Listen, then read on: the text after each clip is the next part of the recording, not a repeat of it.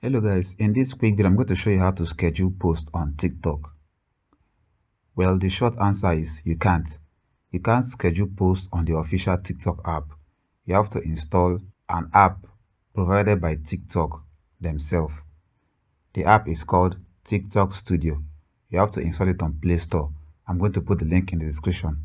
So when you install the app, open it. Click on Upload. Do like you want to upload the video. Click on Next.